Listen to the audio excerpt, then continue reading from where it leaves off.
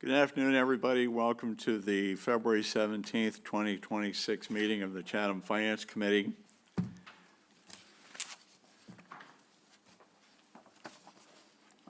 Please note this meeting is being recorded and will be available shortly hereafter for scheduled and on-demand viewing on any smartphone or tablet device. If anyone else is recording the meeting, including the use of AI note-taking apps, please notify the chair. Seeing none, pursuant to Governor Healy's March 28, 2025 signing of Chapter 2 of the Acts of 2025, extending certain COVID-19 measures adopted during the state of emergency, suspending certain provisions of the Open Meeting Law, General Laws, Chapter 30A, Section 20 until June 30th, 2027. This meeting of the Chatham Finance Committee is being conducted in person and via remote participation. Every effort will be made to ensure that the public can adequately access the proceedings as provided for in the order. A reminder that persons who would like to listen to this meeting while in progress may do so by calling the phone number 1-508-945-4410, conference ID 101-310-450, or join the meeting via online Microsoft Teams through the link in the posted agenda. We will post a record of this meeting on the town's website as soon as possible. Now I'll call the roll to establish quorum. Stephen Daniel. I am present. Okay. Andy Young, I'm here. Joanne Sprague. Here. Barbara Madison. Here. John Papalardo. Here. Kristen Andres. Here. Tracy Shields, I understand, is away. Tommy Doan. Here. Good. And Eric Whiteley is not yet here. Okay. Thanks very much. I will turn this now over to Carrie to kick it off, as usual. Y'all ready? Yep. Thank you, Mr. Chair. Okay. Today, we have a few things we're going to be going over: the Cape Cod Technical School Assessment, the Chamber of Commerce, their FY27 operating budget, and then we'll review some articles as well. First, we'll go over the Cape Cod Regional Technical High School Assessment for FY 2027. It's presented at $562,205, a actual decrease of 4.37% compared to FY 2026. And we have Business Manager Erin Orcott to go over the Cape Cod Tech. Great. Assessment. Welcome. Wonderful. Thank you so much. Thank you for the opportunity to be here this afternoon. Our superintendent, Dr. Sanborn, sends his regrets, but with a 12-town district, we try to divide and conquer as much as possible. So I elected to visit with you today in Chatham. So I'm going to be presenting our FY27 budget that Dr. Sanborn, myself, and our finance subcommittee has developed locally. This has been presented to our school committee and is expected to be voted on February 26th. Again, my finance committee of the Cape Cod Regional Technical High School consists of our chair, who's also the chair of the full committee, Mr. Tullio, Dr. Mashu from Yarmouth, and Mary Rose Grady of Mashpee. Again, we're a 24-member school committee, and this is the subcommittee for finance that works with us year-round on the budget. Wanting to show you this year's enrollment for FY27. Our Enrollment count was 703 students. As you can see, that is an increase of 22 students overall over last year. The town of Chatham saw a decrease of 1 student. That's very much reflected in your assessments. It is 1 fewer student coming from Chatham. You will see easily the biggest swing in our enrollment this year came from the town of Yarmouth with 31 students increasing. Again, this is the same information, just in a graphical representation.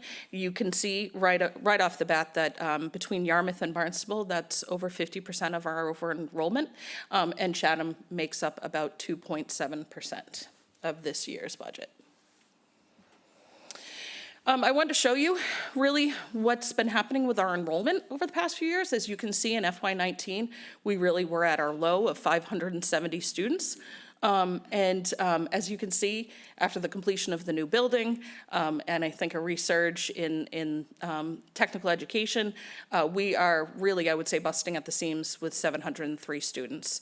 We're definitely we were built for this capacity, and really we're bumping up against it with 703 students. Enrollment continues to trend up. Applications are continuing to trend up. And so we are expecting this this enrollment number to stay relatively the same going into next year.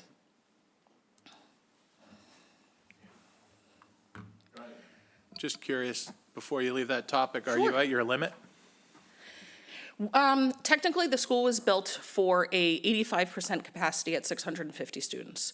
So I would say probably bumping up about 715 would be the highest we would want to go. Things get very limited in shops with shop placement. So we could take a few more kids, but we'd have to be very, very selective about where they would be placed. This is just a multi-year enrollment trend. Again, just like the line graph I showed you, this actually starts in FY21 with a low of 616. And again, today we are at a high of 703. But you will see Chatham stays relatively consistent in the sending demographics. Really, we've stayed in the 20 to 19 student range over the past few years. Mr. Chair, Please go ahead. I'm sorry to interrupt you, and you may be going to talk about this later, but how much does it cost Chatham to send a student to the technical high school? So certainly, that number is a little more complicated. It is not, I don't have that figure right off the top of my head. Most of our towns do pay about the same amount per student. What that is grounded in or based off of is your minimum local contribution. So depending on how many students go to tech, the state sets a minimum financial contribution you can make. And then on top of that, we add for capital and transportation costs. Off the top of my head, I would say the per student cost would probably be between $22,000 and $24,000, depending on the local sending town. Okay, thank you. So the budget I'm presenting to you this afternoon is a 4.89% increase over last year's operating budget. That was an increase of $903,000 over FY26. I do want to say that because I got this presentation to you last week, and it was right up against a very important vote that happened at our Cape Cod Municipal Health Group level for our health insurance. I didn't want to change any of the figures in this presentation because it was all set, but I do expect this increase to actually decrease a slight amount because those health insurance numbers came in a little bit more favorable than what we're expecting. We're expecting some doom and gloom, and the rates were a little bit more positive. So this 4.89 you see is definitely a not to exceed. I would expect this to come down slightly. I wouldn't say below 4.5, but definitely it definitely will land a little lower than 4.89%. As you can see, that is less of a percentage increase over last year, and relatively, I think it'll be relatively stable with FY25's number. So where does the money come from? A majority of it comes really from the sending towns. It's the assessments. Unfortunately, our state aid is relatively stable, somewhere around 17 to 18%. And our local revenue is very, very low. That is because that is just what we're able to generate locally. So typically that 120,000 is going to come from interest income received or facility rentals. In years past, if we've had excess and deficiency funds, meaning our equivalent of what you consider to be free cash, we would offset the budget with that amount of money. But unfortunately, we've gotten ourselves into a pretty low position with that excess and deficiency fund, really just trying to be good stewards of taxpayer money, that we do not have the funds in the excess and deficiency to contribute to this year's budget. Go ahead, Joanne. Joanne, please. Never mind. I won't interrupt you again. I'll wait. No, go right ahead. No, it's fine. Thank you. Okay. So again, our assessments, typically, our towns are shouldering a little over 80% of our overall budget. Again, this is a numerical depiction of what I just was referencing. You can see the operating budget is the second column in. We're looking at a $19,370,000 operating budget. And again, directing your attention to the far right column, the local revenue, that really, those fluctuations are very reflective of the years that we were able to contribute excess and deficiency to offset member town assessments. But in doing so, we were so aggressively trying to drive down the rates that we've gotten ourselves into a position where, at least for the next few years, we are not going to be able to offset the budget with any excess and deficiency costs, funds. Again, this is just a quick depiction of our overall operating budget. That's the line that's in dark blue. And you could see, easily see the revenue sources that offset it, the green being our local town assessments, purple being local revenue. You almost can't see that line. And red being the state aid that we receive in the form of Chapter 70 and Chapter 71 transportation reimbursement. This is the FY27 budget by category. We've really just broken this up into some of the major cost drivers of the budget. As you see, salaries, salaries actually decreased slightly. This was due to, we had a reduction of an FTE, one in the teaching staff, as well as some retirements. So we are trying to take advantage of some of those retirements to capture a little bit of savings in our salary line, as well as our benefits. Salary and benefits for all our staff typically comes in about 82 to 85% of our overall budget, so really doesn't leave a whole lot left. And we still have to fund our materials and services. Our transportation this year will be our second year of a 2-year contract with Mercedes Cab Company. We're actually, we had a very favorable bid last year because we are taking advantage of some some EV funding. We expect in the next month to launch, we have 10 electric buses that we expect to launch on about 8 of our daily runs. And that actually, because of some grant funding that provided us with a very favorable transportation bid result.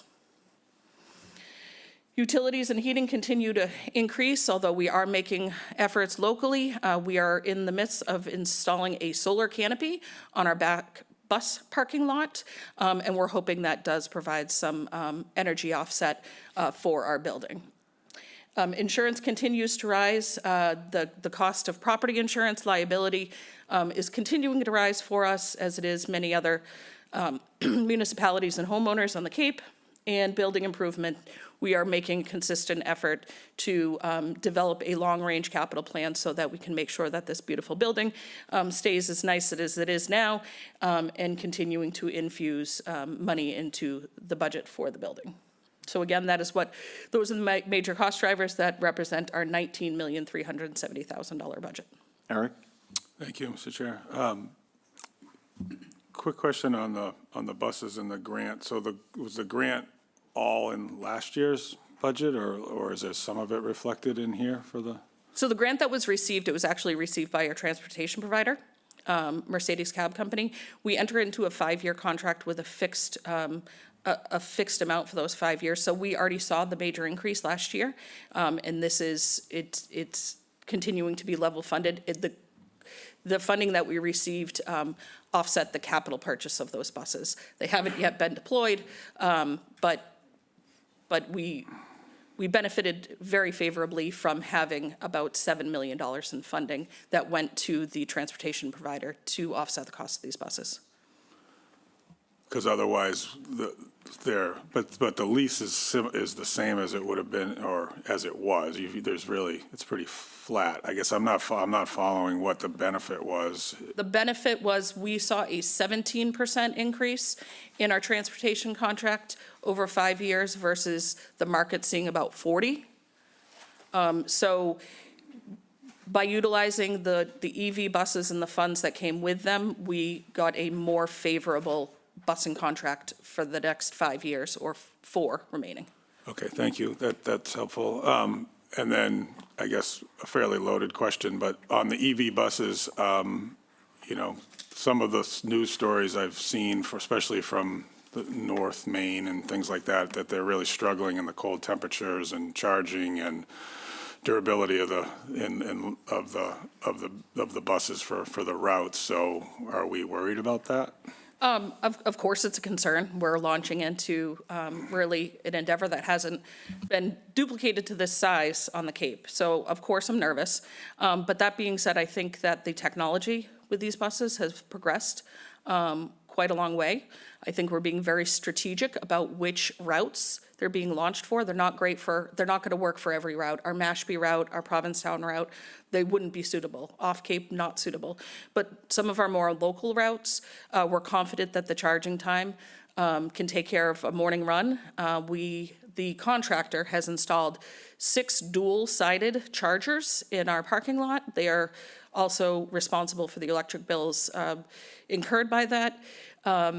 So I have also structured the bid so that there's a complement of diesel backup until this really gets off the road and it gets running smoothly. So we hope to not be caught in a situation where we have busing troubles or battery charging troubles. Again, another reason why we haven't launched right away. That and between doing this construction project in the parking lot, it's kind of delayed things. But we're confident, but we're going in eyes wide open. Thank you. Barbara? No? Okay. Great. Please proceed. I'll go, before we forget this, thank you, Mr. Chair.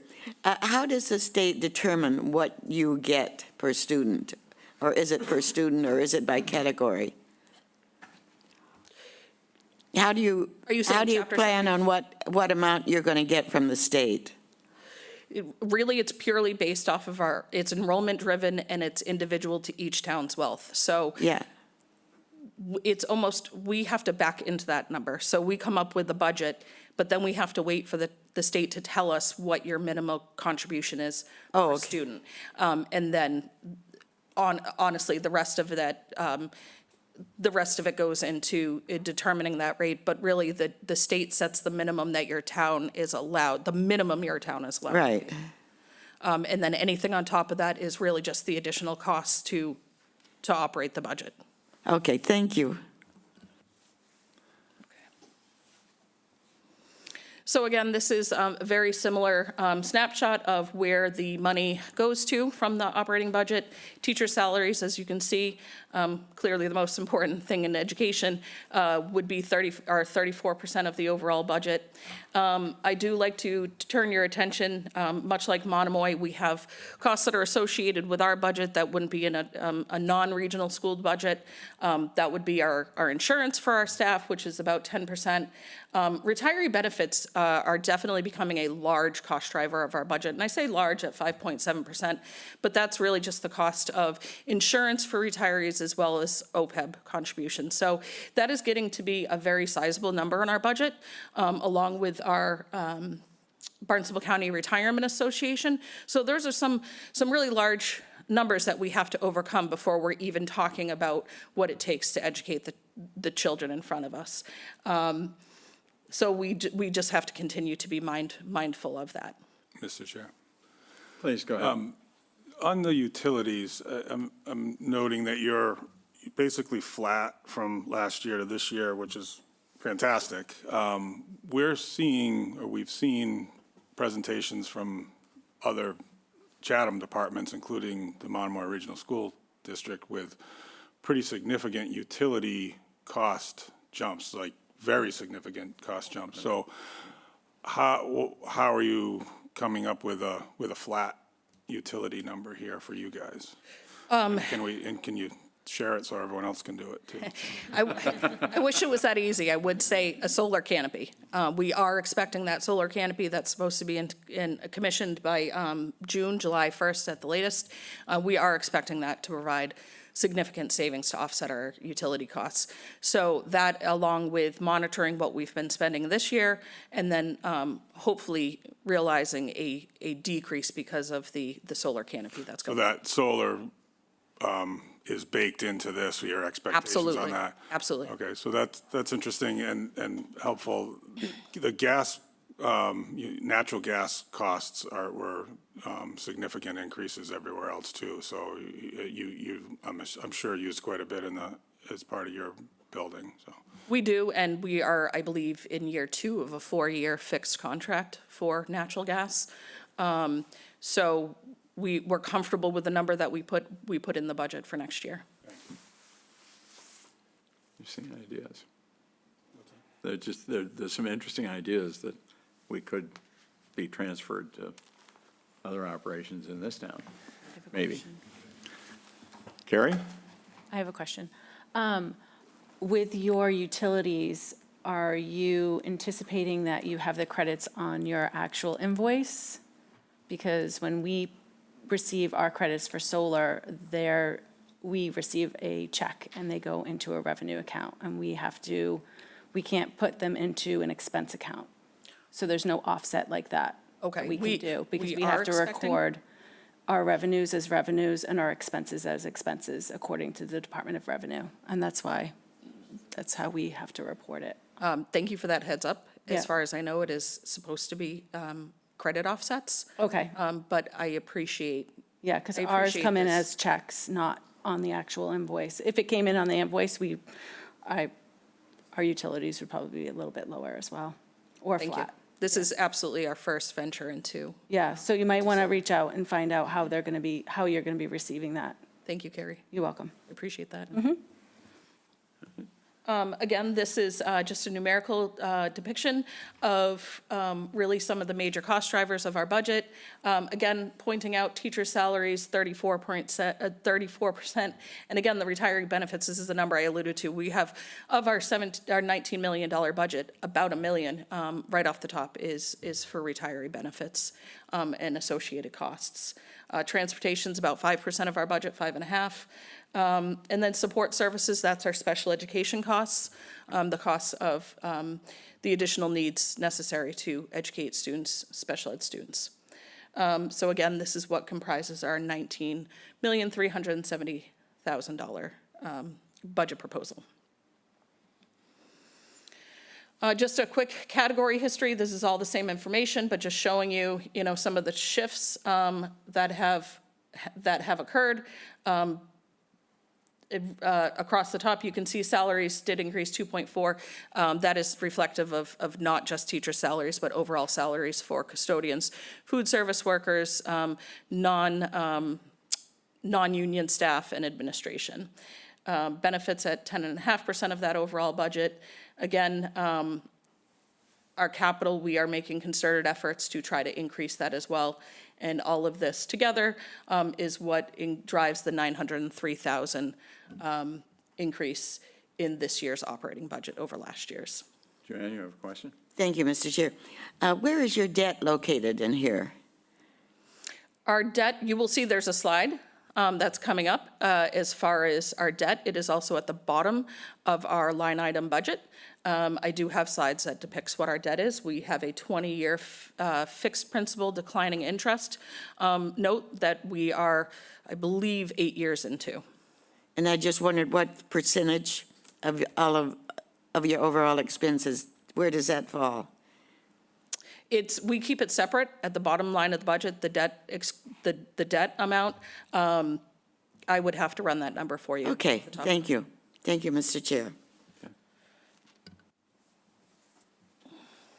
Allocation of resources, again, just a quick snapshot, salaries and benefits overall, we're 77% of this budget, with materials and services being at 8.8, capital being at 2.6, and just a general other being at 11%.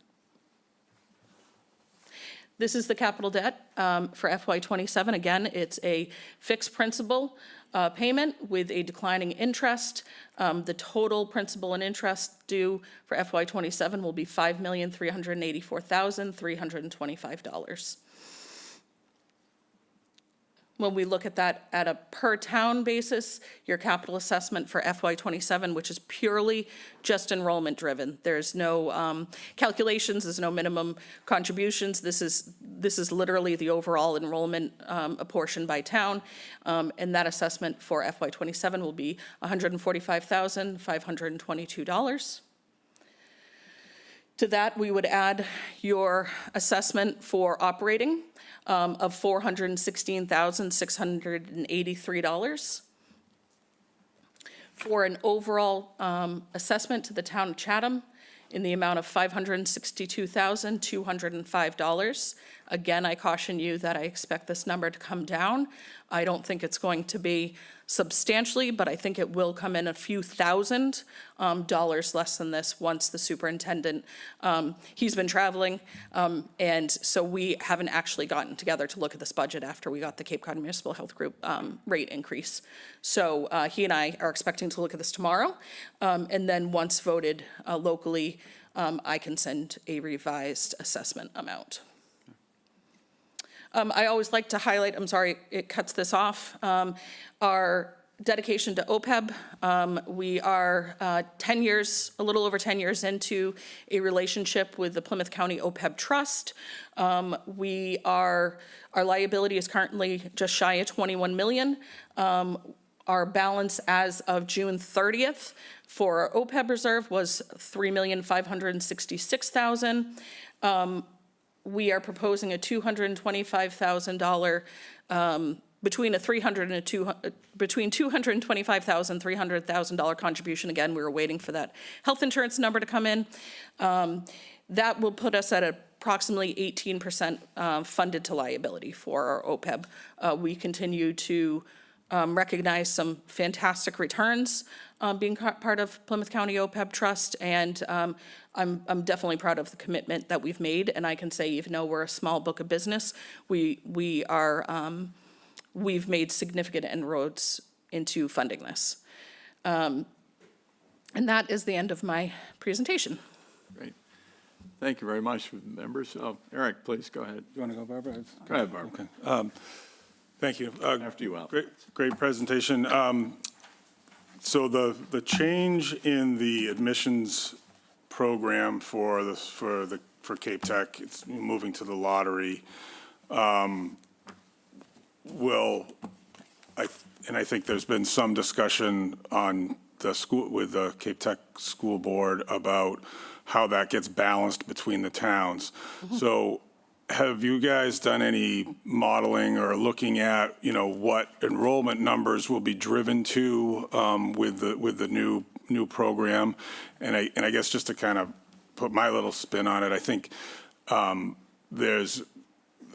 when they balance between the different towns, there's a chance that some towns will get more opportunity for kids to get in that may not have gotten in next year and moving forward, and some will be less. So obviously that directly impacts the budget. So I'm just trying to get a sense of where you see that specifically for us, but in general for the school. Sure. I can't say that I intimately understand the calculations that go into this. And I do know that it's definitely been worked out by Dr. Sanborn, our school committee, and Principal Terranova. I do know each town has a minimum apportionment. So essentially, I believe they've taken the total number of applications we have by town, and each is getting a minimum number based upon the applications that were received.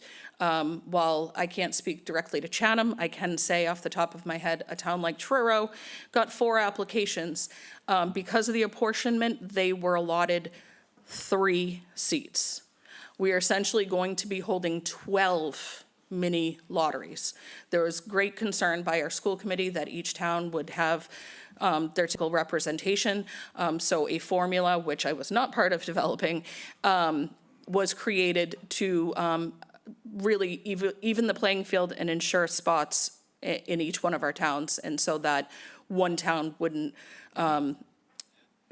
take up spots that could be allocated to some of our smaller enrollment towns. So again, I don't have a perfect answer for you as far as how that formula was developed, but there is concerted efforts to make sure that it's equitable and balanced for the sending towns. I also do know that if there was a seat available in one of our under-enrolled towns, say the town of Truro did not send 3 students, that extra seat would go back into, I guess, the pool of some of the larger towns to afford the opportunity of 1 more seat. I hope that answers part of your question. It does from what it sounds like there's more to maybe be worked out on that. And I guess at some point we'll know what the impact on Chatham is, whether it's a big jump or a big drop for us, I mean, or stays about the same. It sounds like the goal is to keep them somewhat balanced to where they are now, and there's calculus to get there. So. Absolutely. Okay. Go ahead, Barbara. Thank you, Mr. Chair. That was the essence of my question, too. I was wondering why you changed to the lottery system and approximately how many students get turned down every year? So it was not our choice to turn to the lottery system. That was a vote that was taken earlier this year by the Department of Education. Our superintendent spoke out greatly in opposition to the changes. We've never had a lottery before, but the thought was at the state level that certain schools were having discriminatory practices as far as race, ability, and so that was the state's solution, was to have it be a lottery. Our applications this year were about the same as they were last year, which was probably about 475 for about 185 spots. And really that didn't change this year. It's just, the change is really more by chance if you're going to get into Cape Cod Tech rather than grades, attendance, ability, or recommendations. It's really just a ping pong ball. Great. I have a question. I'm sorry. Carrie, please, go ahead. Thank you, Mr. Chair. Do you guys have a wait list to get into Cape Cod Tech? Yeah, we definitely have a wait list. We typically, in this year with the lottery, we're going to, accept probably the first 200 students, and then as students decline, or if they change their mind, we will bring in more students, again, apportioned by town. Ultimately, we're able to fill the class and then some. So we don't really expect these changes to affect the overall enrollment, but maybe the composition of the students. Okay, thank you. I think that may be the end of our questions, at least for now. If something else comes up, we usually direct them through Carrie. Wonderful. I And appreciate it so much. I hope to have a slightly decreased number to you in the next few days. That'd be cool. Okay? Thank you very much Thank for you. having me.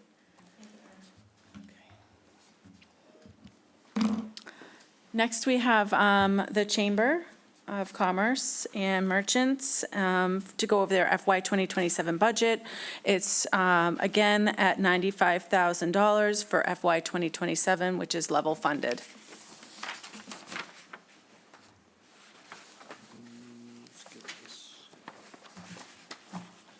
Look me up, Carrie. What's going on? I don't know. I'm seeing it.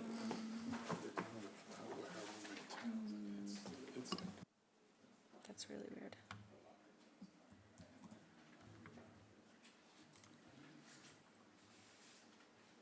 There you go. Just scroll through. Okay, yeah, I got Why you. is it it like presenting like that? That's kind of odd. It's not full screen, right? No, it's just, It's not just me, right? no, I guess you can just scroll down like that. That's fine. Okay, Yeah, we'll get through this. yeah. Good afternoon, how are you?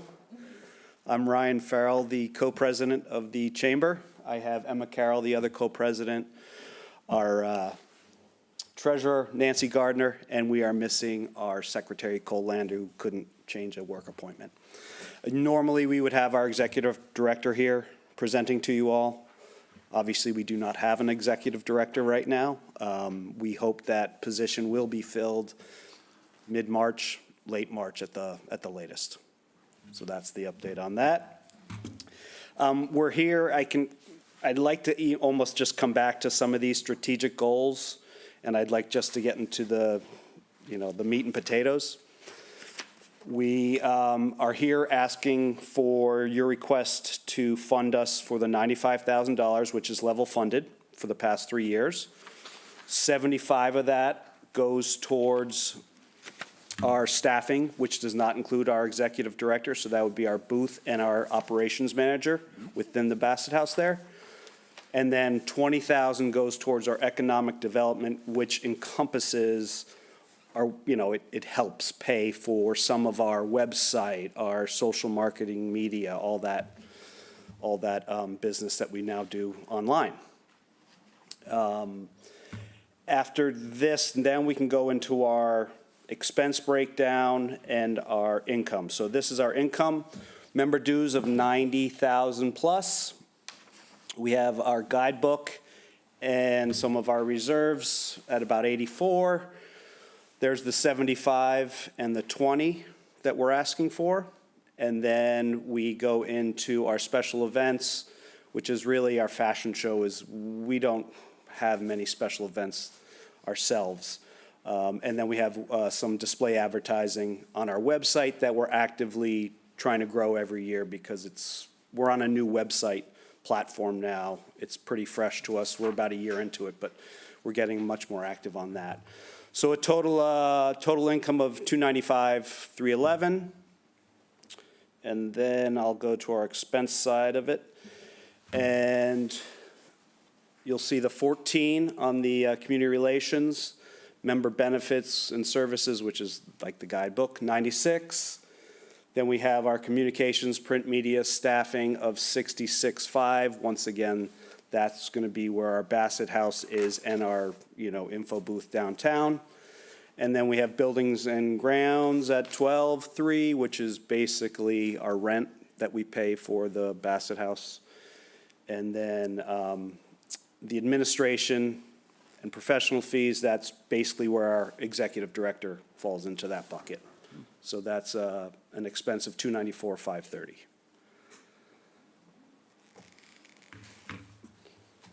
Just a couple highlights of the year. So our members, we now have 333 members. That's a growth of 36 from the past year. We also increased our member dues somewhere in the range of 4%. And you'll see this is going to become a common theme over the next every year coming forward. We have some of accomplishments. We've had over 125 visitors to our website, once again, which is relatively new to us, and 120 of those were first-time visitors. Visitors ourselves, we've had 12,600 through mostly downtown, but also the Bassett House, and we've actually had 94 people call the Bassett House for information. So, people still pick up the phone. Mm-hmm. With that, I'd like to open it up for any questions, comments, suggestions. Joanne? Thank you, Mr. Chair. Yes, I'm interested in the grant you were asking for from the committee, the committee for,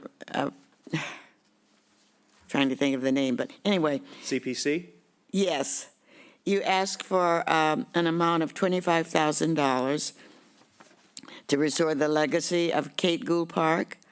And can you give me some more information about that? In other words, who's in charge of that project? Are you? Great question. Do you have, are the selectmen directly connected in helping you choose who designs the park? I can only tell you what I know. How's that? That would be wonderful. So I think our past executive director was sort of spearheading. She was the head of it in terms of name and face. But we had a lot of other players. Town, obviously, everybody in town was involved in terms of DPW, Parks and Rec, blah, blah, blah, blah, blah. The Board of Selectmen? Yes, yes, thank you. Yes. Okay. What we see our role is as sitting at the table and giving our perspective from the business community. We don't see ourselves as the charging factor of the beautification. You know, it should be a committee. It should not be coming from the Chamber of Commerce. Okay, so it just seems to me it would be more of an executive commitment from the people who were elected by the voters, the Board of Selectmen, their decision whether or not to do this, and then just their oversight. It looks to me like you're planning to have someone draw up the plans and what it's going to look like and what it's going to cost. Yes, but I cannot speak to that directly. I was not involved in that process. Okay. I think it would be important for us to know who's in charge. In other words, this is something, the park is something that all taxpayers will pay for whatever is done to it, and will have a stake in how it looks. And I just have a question about who the controlling, where the final vote goes to, whether you bring in a specialist in that kind of planning, how much it's going to cost, and who approves, as you go along, who approves each one of those steps. I totally agree with you. And I would be happy Okay, to we're do my in best to find the agreement. answers, but I can't tell you that there is one specific person that you go to right now. Okay, thank you very Moving much. ball, I appreciate, this is in its infancy, in other words. clearly. Thank you. Stephen, you have your hand up? Thanks, Andy. Yeah, I've got a couple of questions, I guess. My first reaction is I'm not sure why we would be channeling money for the Kate Gould, and following up on Joanne's queries. Why would we be funneling money through the Chamber of Commerce for the Kate Gould Improvement Project as opposed to the town paying for it directly? I don't understand why we would do that. I would like to get some more detail. I note that the administrative charges for the enterprise are roughly 30+% of the entire budget. And I certainly would benefit, and I think the community would, from seeing detail on those numbers specifically, and not just a block number of 105,000 or whatever it specifically was. And I'd like to have a better understanding of the dues picture. You noted that the dues went up roughly 4%. What is the structure? Does CBI pay the same as a food truck? Is it scaled by size of the enterprise? How does it all work? Correct, Nancy. Would Please. you like to help me a little bit? I'm sorry, I didn't hear that. Sorry, we're getting Nancy Gardner up here to help me Okay, discuss thank that you. a bit. So to answer your question about would CBI pay the same amount as a food truck, absolutely not. It is categorized in several different categories, meaning restaurants, hotels, business owners, depending on the size of the business. Does that help at all? So is it size of business as in revenues, that if an enterprise makes over $50 million a year, they're paying X, and if somebody makes under 5,000, they're paying X minus Y, or? is It's there a not fee necessarily schedule on we what can their look at, annual or- revenue is, but it's based on the size of the business overall. Meaning beds, hotel industry, it's all about room count. Restaurants, it's usually about seat Seat count. count. Okay, and is there a schedule that's publicly available that we can look at? This is a question we've been asking for We can make that. more than a Yeah, we handful can of make years. that available. We can send that to Yeah. you very easily. All right, that would be helpful. And how about the detail on the administrative, rather than just a block figure, the actual details of what's embedded in that 105? We can give you a breakdown of that 105 as well. Okay, that would be helpful. Thank you. Okay, thank you. Thank you. Okay, Kristen? Maybe no. Thank you, Mr. Chair. On the, I know I asked this question last year, and I don't really feel like, I don't remember the answer. What are the member benefits that contribute to an expenditure of almost $97,000? And it does mention the guidebook, but I thought advertisements were sold for the guidebook. So a little bit more granular info on that line, please. We can get the breakdown to you for them. We can get right down to line item by line item. We just didn't want to present that, obviously, and make these slides hard to read. John, please. So I see that you all are making the transition to the website and beginning to track mobile activity with the chamber and I guess the merchants as a conduit for that. You're still maintaining the guidebook. You're spending $96,000 on the guidebook, and then I guess through selling ads, you're recouping almost all of it. Looks like you're off $1,000 or something. Somewhere in the materials, it said you handed out around 20,000 guidebooks. Over time, do you all, or have you had a conversation about phasing out the guidebook or reducing the cost of the guidebook by producing fewer guidebooks and transitioning more of your resources into the guidebook? So that's exactly what we did this past year. So this past year, in 2025, we did 15,000 books, ran out early August. Yeah.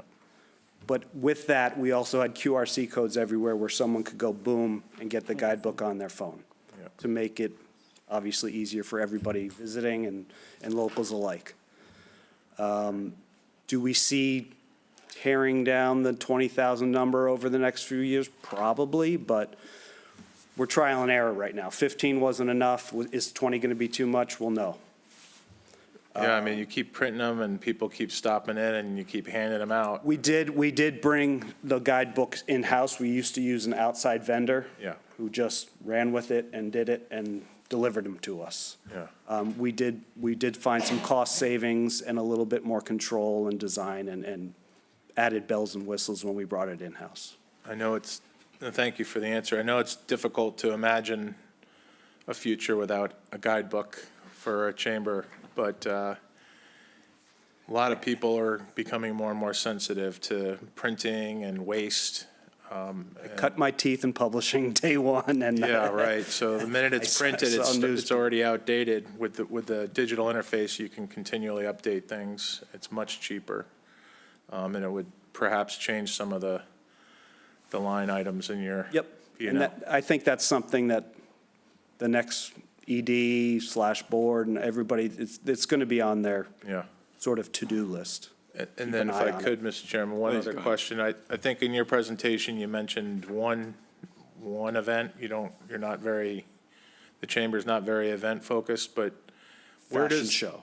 Yep. there's the fashion show, but where does like the Oktoberfest and some of the other events that happen in town So come those from? are all run by the merchants, Ah, which is sort of the, under the umbrella of the Chamber of Commerce.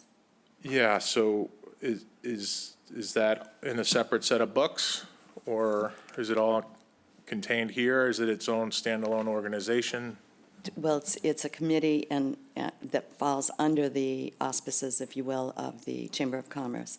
So they have their own operating budget, so to speak, and income is taken in for those events and then expenses paid out. And we can present that budget to you as well, if you'd like to see it. Well, I don't need to see a breakout as long as all the merchant activity is contained in the books of the chamber. The All merchant, the money in and money out. You said it's a committee? Well, it's sort of the events, the Merchants Association runs all the events for the town throughout the year. Right. But I mean, It operates, fiscally, is all the inflow and outflow under the auspices of the merchants contained and captured in the, not in this Chamber. budget, but yes, overall. I guess I'm not understanding the answer. If you're pulling in revenue from activities and events through the Merchants Association, is that revenue reflected in the chamber's? Overall P&L. budget. It is not. It is. It is not reflected in this overall budget, no. So is any monies going to the chamber benefiting the Merchants Association? Member dues are broken out so that part of, or a portion of the member dues are paid to the Chamber of Commerce, and then, are for the chamber, and a portion it goes towards the events or the Merchants Association as well to cover for the events that occur throughout the year. Are you asking of the 95,000 ask? Does any of that go towards the merchants? That could be one way to ask it. The other way would be if the town decides not to provide 95,000 or the 25,000. How would the Merchants Association function? What would the chamber and the Merchants Association conversation look like to continue services and events? So the hypothetical, Yeah. I'll give it to you. The merchants would probably still do their thing. Because they're, in essence, they're self-funding. Their big deals, their Art in the Park funds all the events for the year. Right. We would probably lose some staffing at the info booths and stuff like that, which, Yeah. I mean, we would have to live with that. The town would have to have everybody. Right. Right. That's a choice, right? That's a choice. Yeah, I just trying to understand. I mean, I used to be on the board of the chamber years ago. And I frankly left the board because I couldn't understand how the merchants and the chamber could coexist. One accountable and one, to my way of thinking, living underneath the accountable umbrella but not allowing accounting. And Our I'll to-do just list, stop right there. our to-do list we're talking about, Yeah. Okay. that's high on it is making it easy to explain. Thank you. Good luck. Barbara, you got your hand up? Thank you, Mr. Chair. Ryan, the $20,000 that you guys have asked for the last couple of years is for economic development, and our understanding is that you're trying to increase the shoulder seasons and the year-round patronage as opposed to clogging up the streets even more in the summers. Do you have any way to measure whether or not that's been working? That measurement's a little tough to get our hands around, but we can just talk to our members, and I can tell you that they like the shoulder seasons. As They a- would- The high time, they make all their money, but the shoulder season just adds. Yeah. And they seem they like the events part then, like an Oktoberfest brings in a lot of business for our members. So on and so, let alone stroll. Stephen, you've got your hand up? Thanks, Andy. I think for some context for you both, I think that this committee has struggled with the Chamber of Commerce, as you're probably aware, for the last number of years, predominantly because the numbers are very opaque. And notwithstanding repeated requests for clarity and transparency and whatnot, we, I think, have yet to get a full understanding of the chamber's business, of the purposes of the funds, of the interplay between the two organizations. And we were getting close, I think, last year to recommending trimming the allocation to the chamber because of that opaqueness, because of the kind of endemic lack of transparency. And I would like to see if we can't get that rectified. To John's questions about the P&Ls, it sounds as though the merchants have its own P&L that's not reflected in the chamber's P&L. I guess I'm curious, A, can we get the merchants' P&L? so we can see everything that's going on under the umbrella of merchant and economic development? B, what's the overlap in, I guess I would call it member count? Is everybody who's in the Merchants Association also in the chamber? Is it a different cohort of businesses or whatnot? None of this is transparent, at least to me, and I think to us. I can answer the membership question quickly. If you're a member of the chamber, you're a member of the merchants and vice versa. So why are there two P&Ls? One of which we don't get to see. There are two P&Ls because they run all of they sponsor the events separately from the chamber's budget, and then their expenses are paid through the Merchants Association as well, and it is a separate P&L. So I don't intend to be giving you guys a hard time, but it's years of frustration.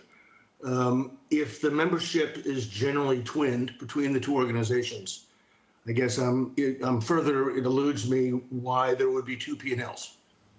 If I were to set up an enterprise to represent the merchants of the town of Chatham, the last thing I think I would do would be to set up two organizations, each with a separate P&L, with the same membership, doing complementary things.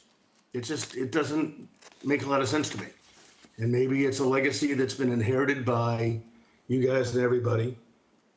But I would like to see if we can't get our hands on the both P&Ls, and I would like to see specifics of the dues structures before I'm going to be willing to support another allocation personally to the chamber. This has been going on for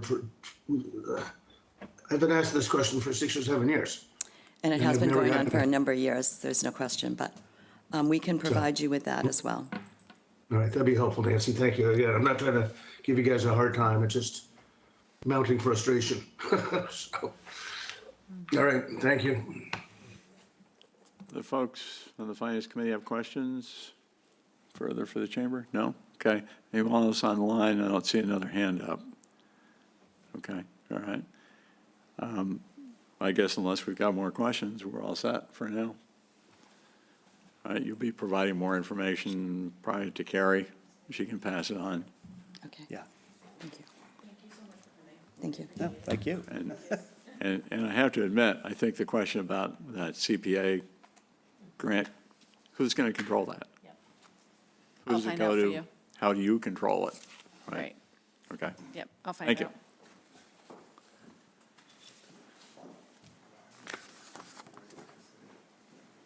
Okay.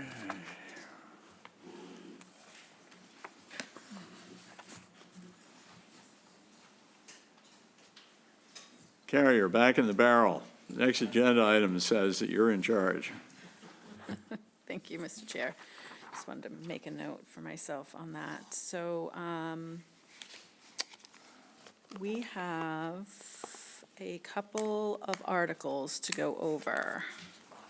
And then I also have one article to go over that was already addressed at a previous meeting, and we'll go over that one as well.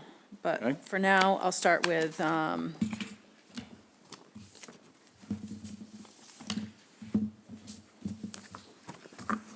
some articles. So most of these are annual articles that you've seen in the past. There's a couple that are new. So first, we have an article for PEG access funds. And for FY 2027, the article is presented at $76,458. These are funds that come in from the cable company, and they're called PEG, Public Cable Access Funds, the PEG being the public, the education, the E being education, and the G being the government. So they go into three different buckets on our ledger, and the public funds that come in are to be paid to Cape Media. We have a contract with them. And so this is their portion of the funds that came in FY 2025. So that is an article that was also presented last year. The amount is just a little bit less than what we took in FY 2024. The next article, does anybody have questions on that one? I don't think so. John. Go ahead, John. I spent a few minutes trying to answer this question I'm about to ask, and I couldn't figure it out. And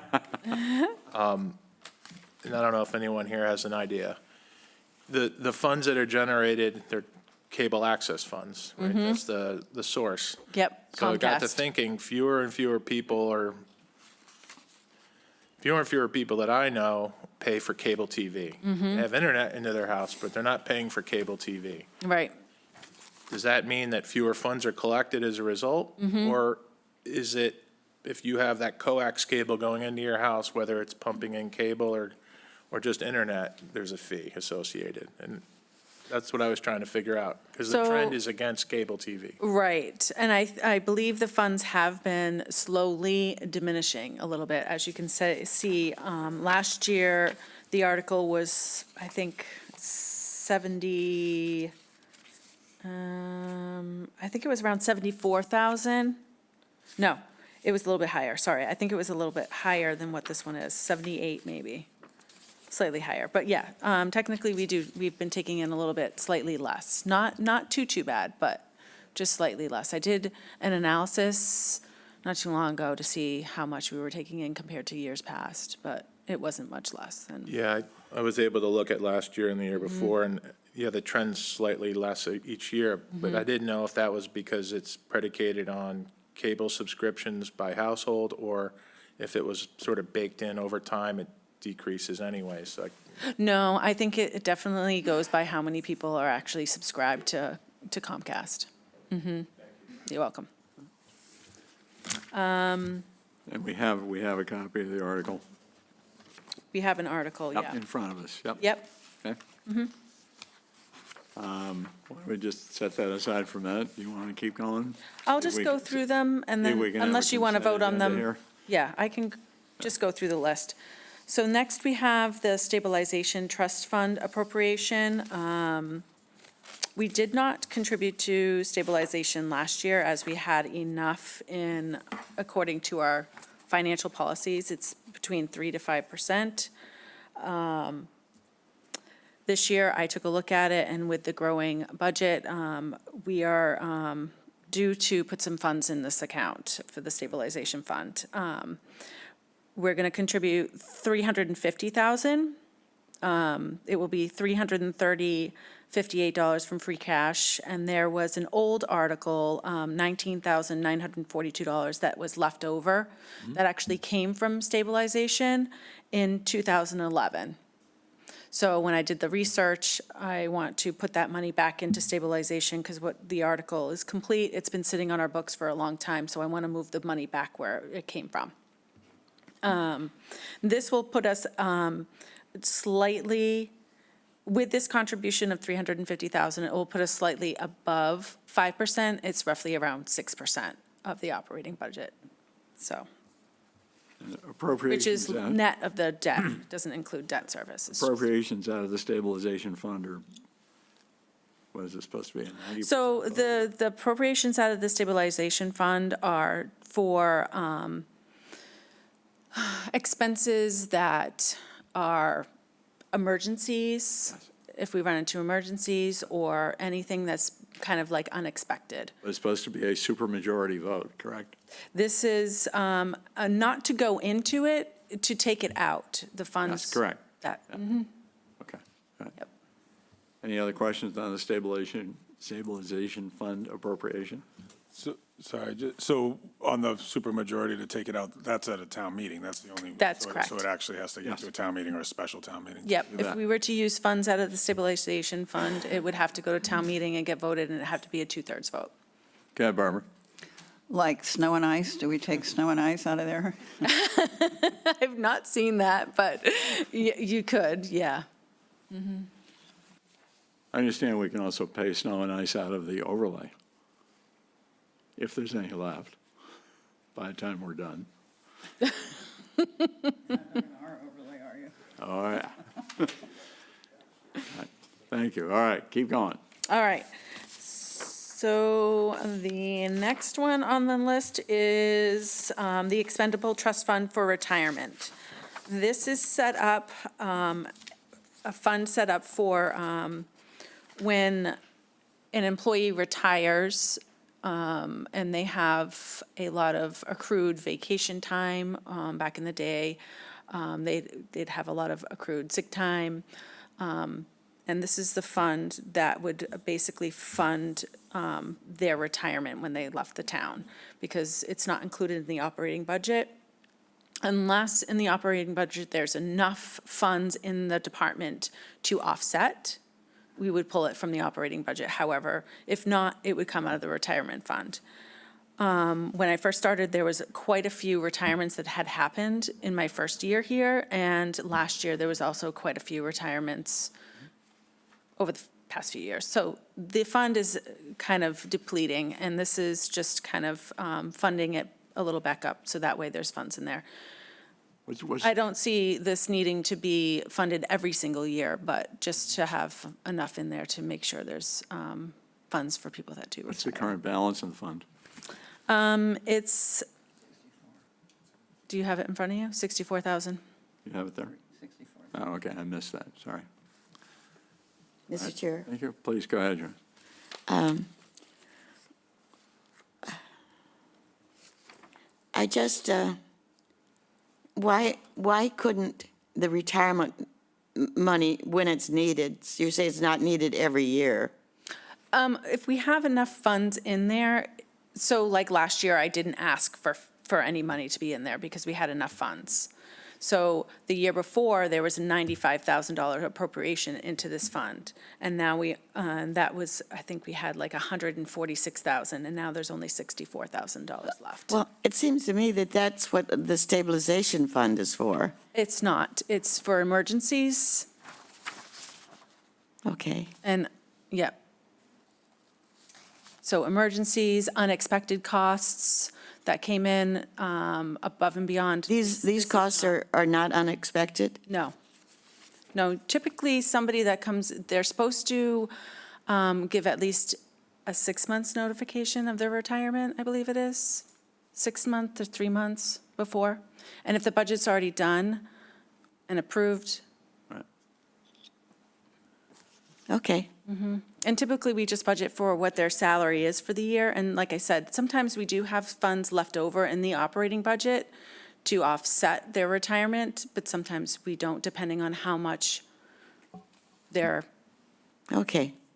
sorry. Okay. John, please. Just on this topic, so when you on the last paycheck, you would include unused sick time and vacation time? That would be contained in the last paycheck? Is that how that works? Yeah, that's how it works. So on the newer contracts, a lot of them have gotten away with, the town has gotten away with not.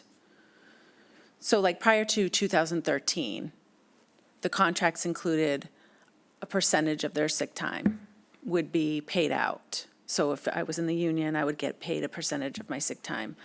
That has now kind of gone away. But we still have all of those people that are still part of the union that we still have, that are grandfathered in. So we still have those obligations to pay out when somebody leaves. Vacation time, everybody, if you earned your vacation time and you haven't used it, then you do get that. You do receive that, but the sick time is a larger portion. Okay, thanks. Barbara, go ahead. Thanks, Andy. So Carrie, you're saying that in 2013 or 2014, that policy changed? Yeah, it's, the contracts are written differently for anybody that's hired after 2013. So anybody that was hired before 2013, they're grandfathered into the old contract. And then anybody hired after 2013, the language is different for them when they retire. Thanks. You're welcome. Stephen, you've got your hand up?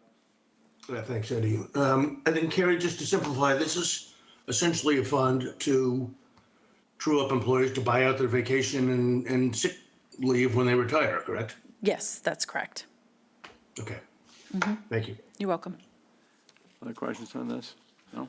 Oh, Real- please, go Super ahead. quick, I hope. So, is there a maximum carryover for vacation time year to year? Or does it just, like, if you never took vacation, would it just continue to accrue? Yeah, there is a maximum amount that someone can carry over, and it's 2 weeks, I believe, that they can carry over. Thank you. You're welcome. Barbara? The town does encourage people to take their vacation time, don't they? Yes, yeah, they do. They encourage them, but there's some people that have accrued, that have been here for a long time. They have 5 weeks of vacation, you know? So, and, and then they're allowed to carry over 2 weeks. That's where, you know. Yeah. And then those people that have accrued the 5 weeks are usually the ones that have been here the longest, and they were hired before the 2013, so they also have the sick time.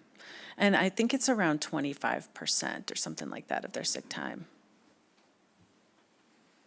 I don't know if there's like a maximum, but I'd have to look back, but yeah. It's really the people, this fund is really to help take care of the people that have been here the longest. Do you have another question? Okay, okay, all right, good. All right, we'll keep going on to the next item, which is the. Grant matching fund. So the grant matching fund, it's a new article. I actually put this forward. It's for $50,000. This is to help offset, if a department wanted to apply for a grant, and it's the middle of the year, and it's a matching grant, they don't necessarily have the funds in their budget to do it, because typically a lot of grants that are matching are 25% that the town would have to pay for. So I've seen a couple of departments struggle and not have the funds available to get a grant, because when you apply for the grant, they want to make sure that you have the offset of 25%. So this grant of $50,000 will be set aside to be able to help those departments when they want to apply for a grant that's a matching grant. Questions? Barbara? Thanks, Andy. And so when that comes up, who is it that authorizes the okay to use that grant money? I would think that it would be the town manager and possibly the select board. They usually see a lot of the grants that do come through, if they're So matching. all of them, Jill and the select board? Okay. Okay, Joanne, you had a question? Yes, thank you, Mr. Chair. This seems like reducing the amount of money that the taxpayer needs to vote on. In other words, if you're saving grant money in a separate article, it stays there. It may draw interest. I don't know. I don't think it's enough to make a difference. But the taxpayers there's $50,000. I know it seems like a small amount, but it's the principle of the thing. That's something that would lower a tax bill if they're not having to take the $50,000 and put it away somewhere else. And I think we have plenty of opportunity when a grant comes along for the townspeople, the taxpayers, to argue on that and decide on it, and to raise the money for a grant if they decide that's what they want to do. I don't think this is a good idea. It's just another savings fund, similar to the stabilization fund, which we fund every year, and I approve of that. But I don't like to take money off the table that could be money that lowers the taxpayers' tax rate. Eric, you have a question? Oh, Carrie, did you have something? This is using free cash. It's not using the tax rate. So it's money that we've already received, the town has already received. The purpose of the fund is to be able to apply for a grant mid-year and not have to wait until, because grants expire, you only have so much time to apply. So Have we ever had a problem with that? we, actually, yes, we did. What last did we year. lose out on? I can't remember. It was probably, it was a large grant. But we had to try to find funds that we had to be able to apply for the grant.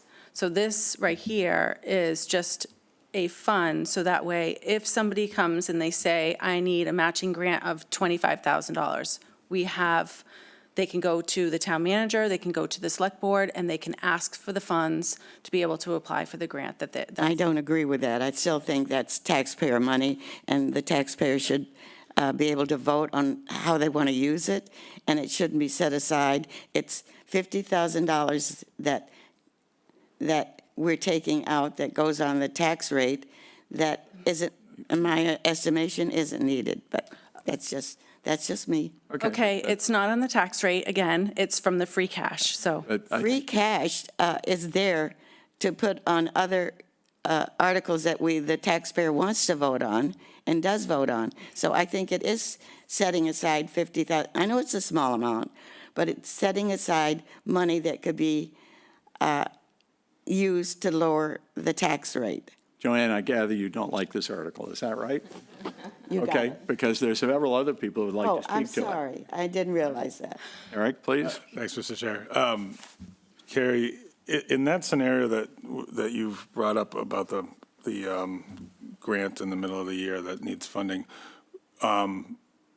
would the fund that this committee has kind of in our back pocket ever be able to be used for something like that if needed? Yes, you could. You could use your reserve fund for that. Typically, the reserve fund is to be used for the operating budget, though, and not necessarily articles. So they should be going to fund unexpected, unforeseen expenditures that come up, like a vehicle. I just happen to have this in the back of my head. Or the veterans that I had to present in front of you. We didn't have enough money in the operating budget for that. So typically, the reserve fund should be used more so for something like that. John, you had something? I can appreciate my colleague Joanne's concern, and Thank you. I think you've been very consistent in your viewpoints on this type of, as you describe it, a squirreling away, those are my words, squirreling away taxpayer dollars for specific purposes. I just want to offer a counterpoint.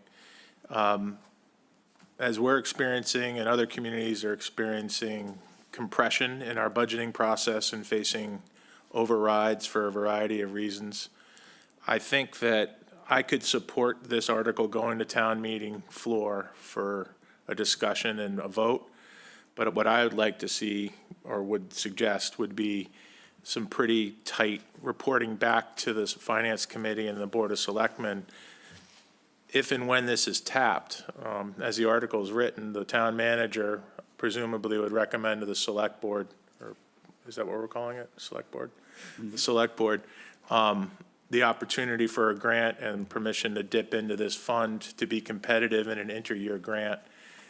We would get the report back annually and make a decision based on whether we want to continue to keep it at this level or perhaps a slightly less of a level or more of a level based on the performance of this. I see this as creating more flexibility for our community to take advantage of state and federal dollars to do the good work and maintain the level of service that our community has come to depend upon us for. So I'm willing to do it with some tight controls and a commitment for monitoring and a report back. But again, it would go to town meeting for a decision in May. Mr. Chair, thank you. It's still the taxpayers' money. We forget who's paying the bills when we sit here and go through thing after thing. That's taxpayers' money.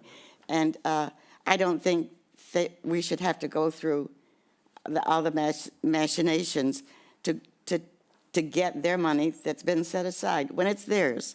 Sorry, I'm done. Well, town meeting is one of those machinations where the voters kind of think they have the final say.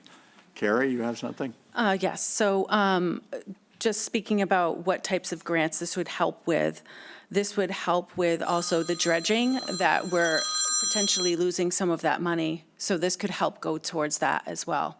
So, and the town already contributes to that, but if we're going to start losing money coming from Barnstable County or the money that we're receiving right now for grants, this would help. This would help for when we apply for the grants for the dredging, this would help for the match. All right, thank you, Carrie. Go ahead, Kristen.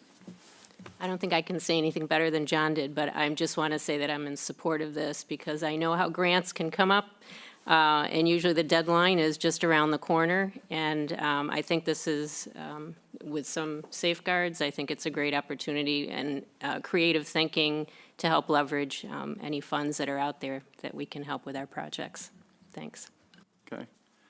All right, let's go on to the sewer capital transfer. Okay, so this one right here is an article, so back in 2017, Article 18 was for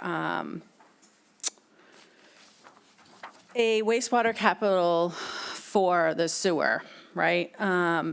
And when that was written, it was presented that additional funds would come from the wastewater capital stabilization.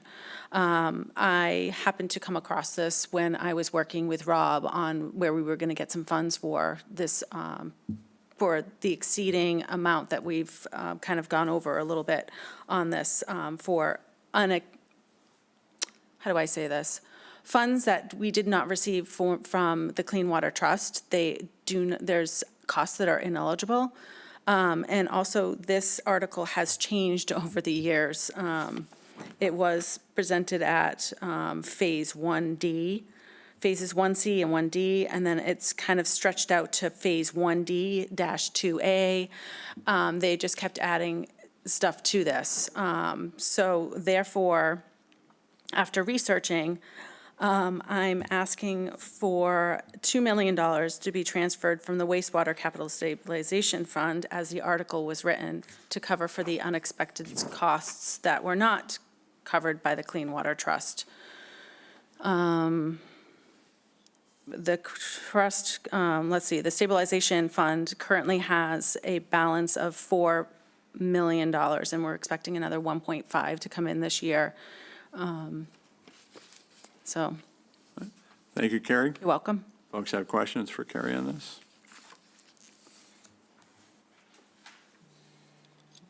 John? Go ahead, John. So there were ineligible costs that the state wouldn't reimburse? Yes, So they're unanticipated. yes. Do we expect that continuing our wastewater endeavors is going to continue to generate ineligible costs? So I think the issue with this one was that they've added all these phases on here. So it's kind of gone through that thing. But yes, there will be ineligible costs. There always is. It's engineering and design costs are not eligible for Clean Water Trust. I do have a list that Rob gave me. I'll have to go back to my email and find it. If I understand your response, this $2 million was disqualified from tapping the Clean Water Trust because of the process we chose to continue to amend the original application? Mm-hmm. So we made an error. Yeah. Had we written up the next phase and the third and the fourth phase separately and applied separately, they potentially could have been reimbursed?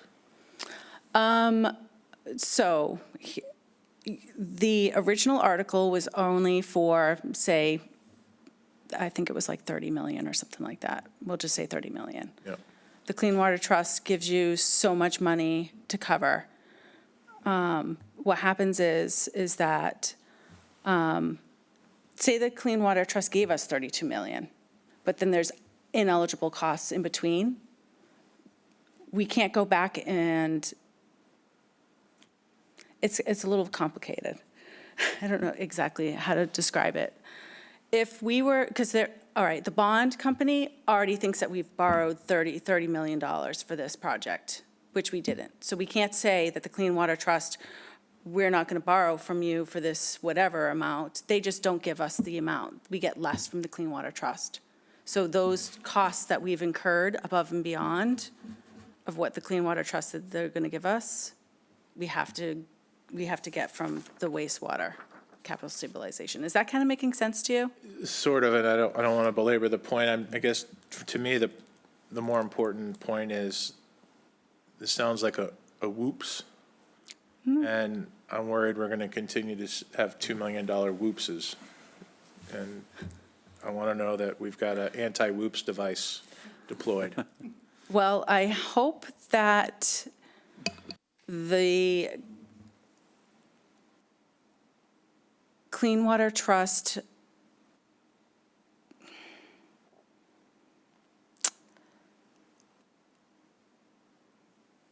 I support. I'm trying to think of a way to say this in a clearer way, because the Clean Water Trust only gives you so much money, but we can't go back and borrow for the same project. So it's either we get the money for the unexpected costs or the costs that the Clean Water Trust didn't give us the money for, these like engineering design, or we have to go back to the town and say we need to borrow $2 million. Gotcha. No, I mean, I support the article. I was trying to get at the underlying cause of needing to have this article, and if the process moving forward, I mean, we've got another 20 years of putting big pipes in the ground Right. in this town. Like, Yeah. have we learned from this, or are there things that we've learned from this that we can be better?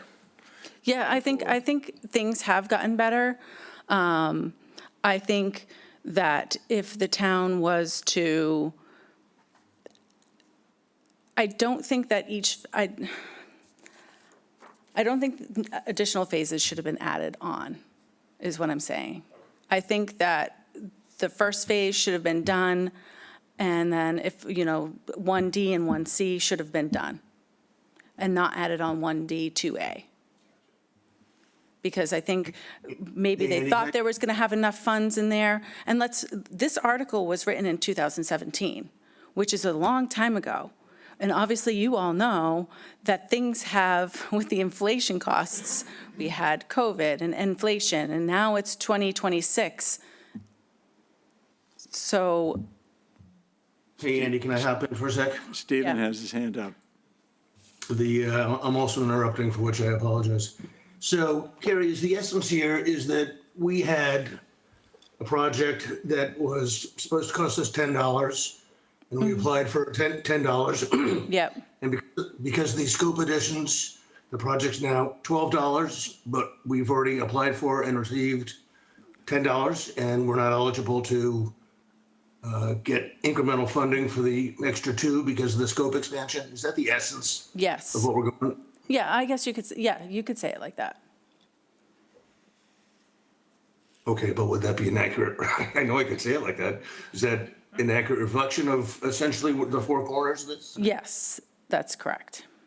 I imagine that's a lesson that Carrie could carry back to whoever it is that's writing these contracts. Well, and to John's anti-whoops deployed device, it would presumably be not to increase the scope of a particular Yes, set of contract documents that have already been, bid Yes. and submitted and funded, et cetera. yeah, Okay. yeah.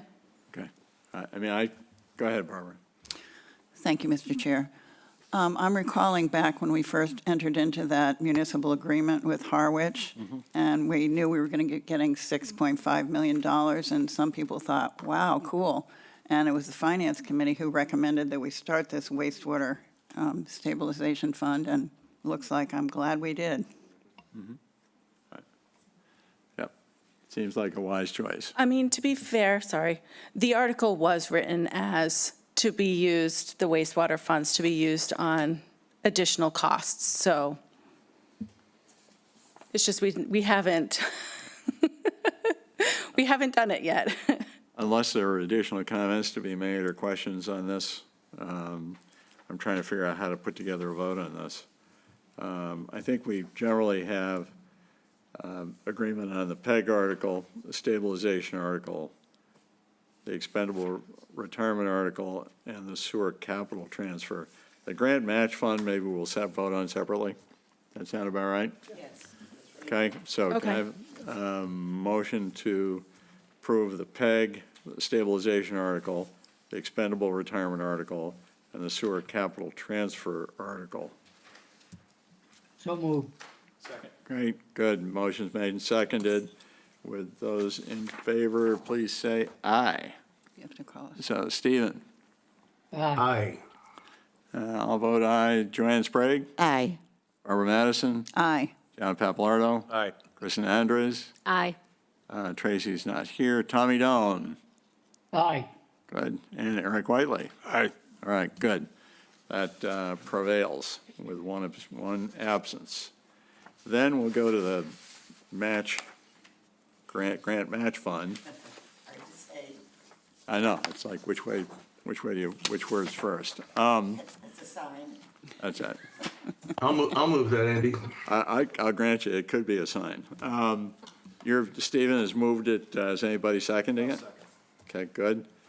All right, so this is grant. Okay, with those in favor, say aye. Stephen? Support. Andy Young, support. Joanne Sprague? No. Okay. Barbara Madison? Aye. John Papalardo? Aye. Okay, Kristen Andres? Aye. Tracy Shields is not here. Tommy Doan? Aye. Okay, Eric Whiteley? Aye. Okay, all right, that article also prevails. Good. We've managed to deal with a few of these now. I understand, Carrie, that we have a much more complicated one that you want to talk to us about. Okay. More complicated than the last one? I think everybody has this in front of them. I did not send it to Stephen and Tommy, and I apologize. So last Tuesday, after you guys already voted on the fixed salaries, elected officials, this is where the article that has to be voted on to pay the elected officials, which is the select board and the moderator. It was brought up to increase the salaries on this. It hasn't been increased in a few years. I don't even know the last time it was increased, because I think in '24, '25, and '26, it was the same amount. So now it's the same amount again. So it's been level funded for at least 4 years now. So it was mentioned to increase them, and the increase was to go from, for the moderator, from $1,200 to $1,500. The select board members each they were receiving $4,000. Now it's recommended to receive $6,000. And then the chair receives an extra stipend, which was $1,000, and it was recommended at $1,500. The other thing that was mentioned at the meeting was presenting 2 separate articles at town meeting, one with the old amount and one with the new amount, which I don't feel that would be appropriate, because I feel that would confuse the taxpayers if there's 2 different articles, because which one are they really voting on when there's already an article in place that shows what the amount is for '26 and what the amount is for '27. And I think Andy made a good point in saying they can increase or decrease this on town meeting floor. No, So- town meeting can't increase it, but we could decrease it. Yeah, okay, yeah, sorry, you can decrease it on town meeting floor. So, we need to revote this and then have a discussion if you'd like to have just one article, or you feel there's a need to have 2. Go ahead, Eric. Was the discussion on the 1 or 2 articles brought up by someone on the select board? Yes, it was. It was brought up by member Corey. And did the select board decide that they would like to put both on? I guess I'm not sure what the question is to us. I mean, we don't. They wanted to have FinCom's opinion on this. they're going to be discussing this again tonight. So I want to get your opinion so I can share it with the board tonight.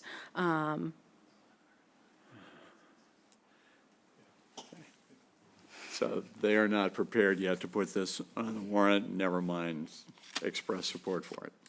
John, please.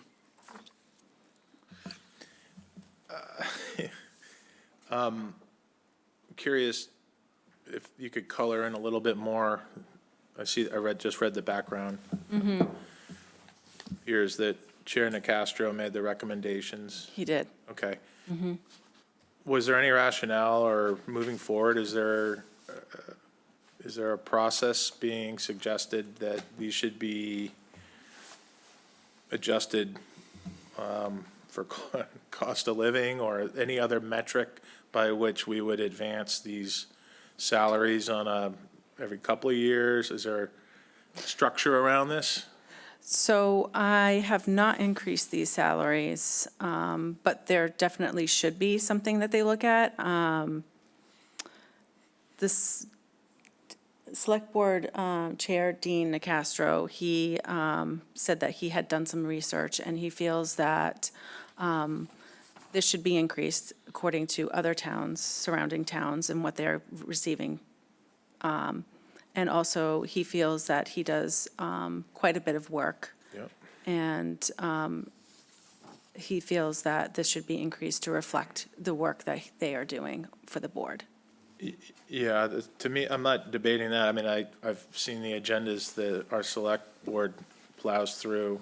I've seen the long meetings and all the assignments they have to other committees. And to me, it's not a question, I mean, I think we're getting a deal at $4,000 a year or whatever it is. To me, it's just more like, I think if we're gonna have this conversation, it'd be helpful to have, put some thought into how to address this issue around, with some structure around it. Every 3 years, every 2 years, like peg it to some metric. Yeah, I agree. So that it, you know, I mean, all the town employees have steps and so on and so forth, and Yep. it's darn near a full-time job to be a select board member, so Yeah. that, I guess that would be my, if you want to carry that back to the select board, that's what I think. Yeah. Yeah, absolutely, I will. I think it should be looked at every year, but yeah, definitely every couple of years it should be looked at. Fran? Thank you, Mr. Chair. I think it's a little late in the budget process to make a change like this without a little more presentation from the selectmen, their reasons and what it's based on, so that it can be presented to the taxpayer in a reasonable way, as if it wasn't just something we did, oh, okay, that's all right, without thinking of the cost down the road. So I'm not against them getting more money, but I'm against the process right now and how it's been presented and how late in the process it is. Stephen, you have your hand up? Thanks, Andy. I agree with what both Joanne and John have said. It's a lot of work. I guess I worry a little bit about the optics of a 50% salary increase at a time when part of our budget message is that times seem to be increasingly fraught. And we need to be careful and cautious now. Handing out $10,000 of raises to the select board isn't going to break the bank, which brings me back to the optics point. I wonder, I mean, again, to Joanne's point, maybe it's too late, but do we give $1,000 now as a sign of good faith and work in an annual COLA provision, as John's suggesting, which would seem to make it a lot of sense. I don't know, that would be my view. The other thing I do want to point out, Carrie, I believe, I don't know if it's been reflected, but I know the moderator was hoping for a modest bump in his expense account of, I think, $150 to reflect increased costs on his side. So I don't know if that's been carried through yet or not. But I think the three of us were on an email a couple of weeks ago, so I just want to follow up on that. Thanks, Andy. Carrie? So I'm currently working on the final budget numbers. Sorry. I did add in the $50. We had some savings with Monomoy School. We had some savings with the retirement assessment that came in less than what I originally put on there.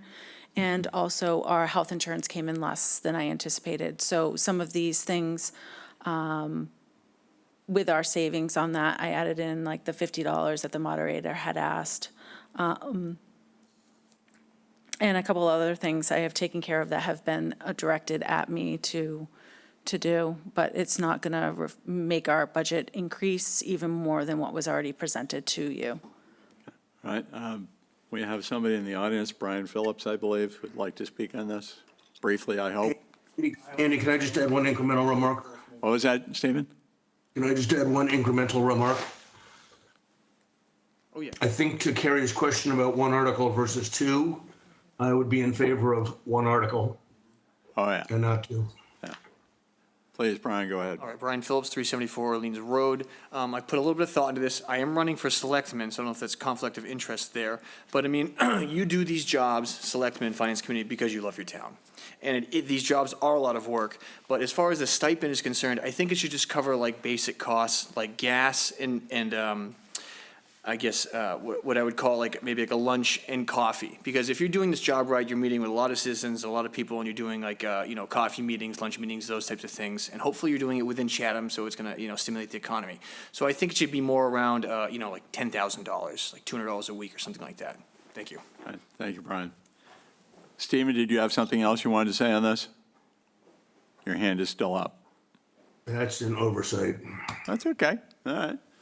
And Joanne? just now, One more comment, Mr. Chair. It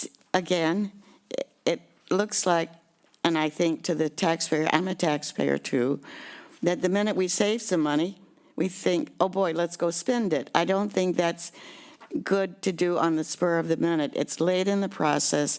We haven't had a really good presentation on why this needs to be done right now. Thank you. Okay, thank you. We need to vacate this room fairly soon, because the select board is meeting at 4 o'clock in here. So are we looking for a motion on this Okay, particular item, or, go ahead. Yeah, so this is going to the board tonight. So I didn't have the opportunity to bring this last week because my agenda was already completed, so I had to bring it to you guys today. Would it be in the form of a motion? Is that what you're looking for, Mr. Chair? So good, or just let it die on its own? Oh, well, I think it would, in my opinion, it would be good for either a sense of the board or, and a vote would certainly give that. And so I'll make a motion that there's only, that the Finance Committee's recommendation is that there's only one article that goes to town meeting floor, and I would support the lower amount that's already been discussed, the 1,200, 4,000, 1,000 as the amounts. Second. All right, there are motions made and seconded to essentially support the existing schedule. Is that not correct? Yeah, okay. Yes. All right, good. Let me do a roll call on that. All right. Sorry. And just ahead. what comment now that the motion's on the floor, and again, I echo what everyone has said, that is not to say the select board don't do a ton of work, and that the value of what they get paid has no reflection on the amount of time they put in. I mean, it's pennies that per hour that they put in, and it's just about the process, I think, and where we're at. I think so. All right. All right, let me call the vote on that motion. Those in favor of Eric's motion, please say yes. Stephen Daniel? I'm going to say aye. Aye. Oh, you can do that, too. Andy Young will say aye. Joanne Sprague? Yes. Okay. Barbara Madison? I'm going to say no. Okay. And John Papalardo? Aye. Okay. Kristen Andrus?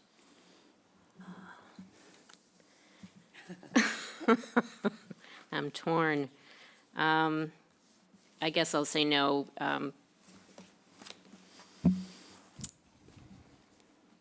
Okay. Very decisive. All right, Tracy Shields is not here. Tommy Doan? Aye. Aye, okay. And Eric Whiteley? Aye. Okay. All right, so the motion prevails, let's see, 3, 4, 5, 6 to 2. Great. Like I said, the select board is convening shortly. Carrie, is there anything else that we need to deal with right now? Let me look at my, no, I think that's everything. I will be bringing some articles that have already been discussed to the next meeting. And then anything else that's remaining, I will bring on the 24th as well for remaining articles that we've already looked at to hopefully go over. If you guys need additional information on those articles, because there was like the water operating, the borrowing for the water tank, and then there's a couple of other borrowings that were on there. If you guys need additional information, please let me know before. Okay. Kristen? A couple of things as a point of information. I've always felt like our FinCom meetings were another public venue for these articles and these actions the town is being asked to take, another way to vet these projects. On the CPC articles, I was really dismayed that we didn't get any of the details, that usually we see pictures, we see plans, we received none of that at our public meeting, and so I feel really uncomfortable with a few of the articles for that reason. And I think there was an outstanding question. I'd like clarification. Maybe I misunderstood, but I believe Mr. Phillips asked a question about the disposition of the Stepping Stones property and what the legality of that was. What Carrie sent me was the CPC, the language in the Penrose application and what they said they wanted.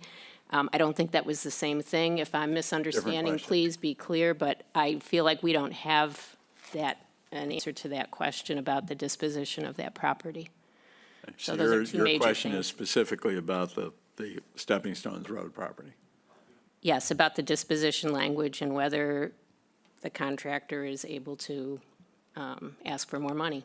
Okay, good question. Okay, I'll write that down, disposition language on if a contractor can ask for more money. Okay. Stephen, you have your hand up? Yeah, thanks, Andy. Yeah, Carrie, it's the language in the LDA that details whether, and Kristen's spot on, details whether or not Penrose has been granted the right to revert to the town and ask for incremental monies for the project, specifically, number one. Two, just for the committee's benefit, I'm cautiously optimistic I might be able to get back in the room on Thursday. And Carrie and I have spoken about the prospect of a little bit of a vote-a-thon, so we can try to get caught up. There may be articles that the select board has not yet posted, in which case we'll revert to the springing votes that we've been using to efficient effect. But we are going to focus on trying to clear out some of the underbrush. Huntley Harrison also is going to be there to explain a little bit more, I think pursuant to John's request and that of others, regarding the Airport Design Group 1 and 2 discussion, article, I should say, sorry. So more to come from Huntley and Company on that. So that's it, Andy. Thank you. Barbara? Carrie had a question too about the Penrose. I could be mistaken, but I thought there were two articles in the CPC, one for the Buckley property and one for Meeting House. So I'm very interested in the contract wording regarding those two as well. Okay. The ones that are CPC applications isn't the Stepping Stones, though. It was the Penrose for Meeting House and Main Street.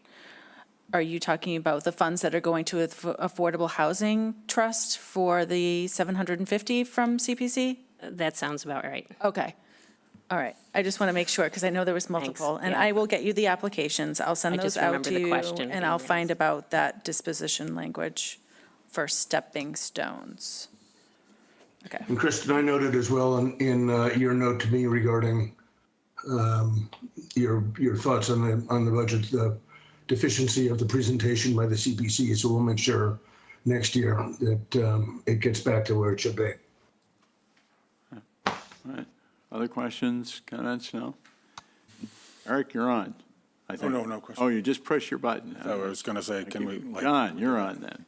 Just a question to Stephen, if I might, did you get everything you wanted from the committee with respect to delivering our first cut to the select board tonight? Yeah. Everybody should have in their inbox a copy of the talking points. Andy has graciously agreed to walk through the talking points on my behalf. Okay. And on the committee's behalf. But I think there was, as there often is, remarkable consistency from folks. There's also, and I had a chat with Dean earlier today, in advance of sending the note around to the select board. There seems to be, contrary to years past, there seems to be, and I referenced this earlier, kind of a little bit of a fraught feeling, I think, in the minds of many on the committee. We've got a partner in the school district who's reached its levy capacity and is threatening to withhold a not as insignificant amount of money, $1.4 million, from the school district request. We've got 5 large capital projects that are currently ongoing in various precincts in town. We have kind of looming over it the very divisive issue of the residential tax exemption. And something that I guess I'm sort of sensing is this unsettled feeling in town. Tracy wrote a really thoughtful note to me with her responses, also noting that the younger families are feeling really stressed by the economy, by the affordability crisis, by inflation. Everybody's bills are going up. And I just think it's something we need to keep an eye on. I think we'll be fine for 27. But it's different. The sense in the wind, for me at least, is different than it ever has been. And as I do point out in my note, interest rates in this country for the last 160, 80 years tend to run in 40-year cycles. And interest rates also mirror inflation expectations. And I think that somehow or another, after the end of the bull market in inflation 3 years ago, that somehow or another we've broken out of a cycle of 40-year turns that goes back to the 19th century, I think is not. I'm not comfortable with that assumption. So I just think the town of Chatham needs to be mindful of tension within the community, tension within future budget prospects. So that's a long-winded way of answering your question, John. But yeah, I got what I needed, and it was totally different than it has been. Thank you, Stephen.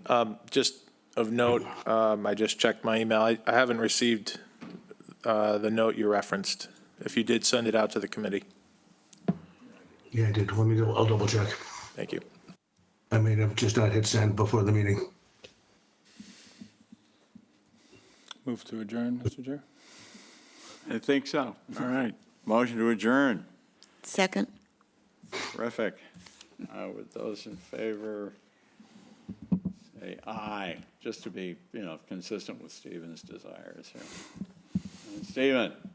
Yes. I should have known. Andy Young says yes. Joanne Sprague? Aye. Barbara Madison? Aye. John Papalardo? Aye. Kristen Andres? Yes. Tracy Shields? There you go. Tommy Doan? Aye. You're willing to end it. All right. Eric Whiteley? Aye. Okay. Terrific. We stand adjourned. Thank you all very much. You guys.